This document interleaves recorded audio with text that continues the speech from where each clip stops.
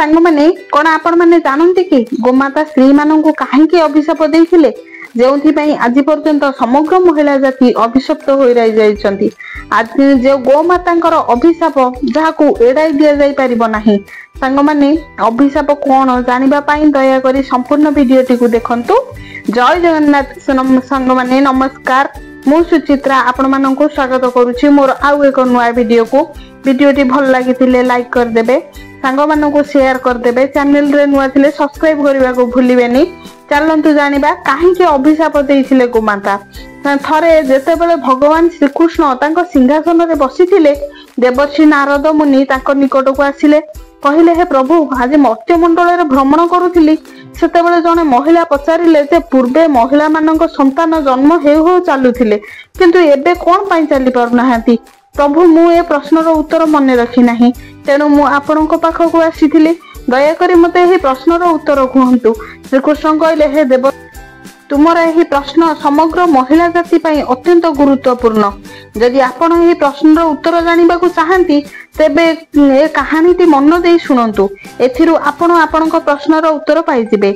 एक सहर रे रामचंद्र नामक जने व्यक्ति रहुथिले से जने स्वार्थपर व्यक्ति थिले तांकर गोटी गाय थिला से गाय क्षीर देउथिला गोटी गाय से गाय को सबुज घास पाल भल खाद्य दे क्षीर नहीं बिक्री करथिले आ किछि क्षीर घरे रखी परिवार समस्ते और निजे पिउथिले एही परे तांकर गुजराण हो जाउथिला। किछि दिन पर एमती एक समय आसिला जेतेबेले गायटी धीरे धीरे क्षीर देबा बंद करदेला यह देखि रामचंद्र गाय को खाइबा को देबा मध्ये बंद करदेले आ एमती दिन आसिला जे रामचंद्र गाय को जे नहीं जोरे पिटिले गोटे ठेंगारे एवं गाय को नहीं जंगल रे छाड़ीदेले गायटी जंगल रे एकुटिया रहिला। गोटे दिन गायटी बुली बुली एक मंदिर पाखरे पहुंचला एवं कहिला हे भगवान 84 लाख जन्म मनीष जन्म श्रेष्ठ किंतु सेही मनीष केते पाप करुछि मु जेते दिन जाई क्षीर देउथिली मो मालिक मते भल खाइबा को देउथिला किंतु मो बयस बढ़ी जिबारु मु क्षीर देई पारलिनी सेति पई से मते घर बाहर करदेला। वर्तमान मु जंगल रे रहुची समय धीरे धीरे गड़ी चलिला जेतेबेले गायटी ता मालिकर घर आड़ को आसे सेतेबेले रामचंद्र गोटे ठेंगा धरी गाय को जंगल आड़ को घौड़ाई दियंती से गायटी दिने गर्भवती हैला। थरे जने महिला से जंगल दे जाउथिले महिला जनक से गायकुटी को देखी भाबिले गायटी गर्भवती अछि मु जदि यार जत्न नेबी ताले गाय ठारू मु क्षीर पाई परिबी क्षीर बिके मो घर मध्ये चलाई परिबी किंतु महिला जनक तांको स्वामी को डाकिला बेल को गायटी धरा न देई कुआडे चली गला।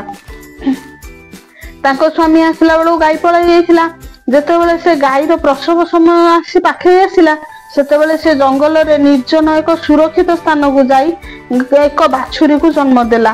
ठीक सही समय रे सही महिला जनक जंगल रु घास काटिबा को आसीथिले देखिले से गायटी एक बाछुरी छुआ को जन्म देछि गायटी से महिला को साहाय्य मागिला कहला दया करी मो छुआटी को टेकिकी मो बेक ऊपर रखी दिले मु ताकू नेकी बहुत दूर को पळै जांती से चलवा को 8 मास लागिबो मु ताकू एक सुरक्षित जगह को नेकी पळैबी पूर्वरु बाछुरी माने 8 मास रे चालुथिले बा चलवा को सक्षम होथिले किंतु एबे नुहे किंतु महिला जनक गायर कथा सुनी जोर रे हसिबा को लागिला एवं कहिला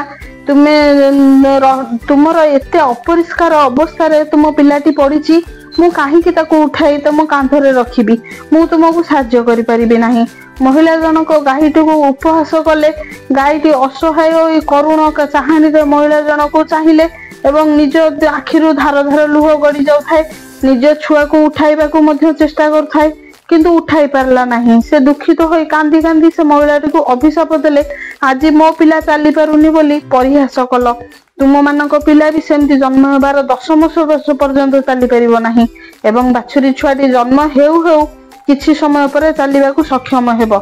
एही अभिशाप जोगु मनीष पिला माने जन्म होई चली पारंती नाही सांग माने सत्य जुगरे सुखदेव जन्म हेउ हेउ निज पादरे चलीथिले एवं वेदव्यास मध्य जन्म हेबा सहित निज पादरे चलवा को सक्षम होइथिले सत्य जुगरे एहा घटिथिला किंतु कली जुगरे संभव नुहे गायर अभिशाप जोगु कली जुगरे समस्त महिला माने जन्मित संतान माने 9 रु 10 मास पर्यंत धीरे धीरे चलवा को आरंभ करती बाछुरी जन्म हेउबा मात्रे धीरे धीरे ठिया होई चलवा को आरंभ करे ସେଥିପାଇଁ ମଣିଷ ଜୀବଜନ୍ତୁ କାହାରି ଆତ୍ମାକୁ ବାଧିଲା ଭଳି କଥା କହିବା ନାହିଁ କି କାମ ବି କରିବା ନାହିଁ।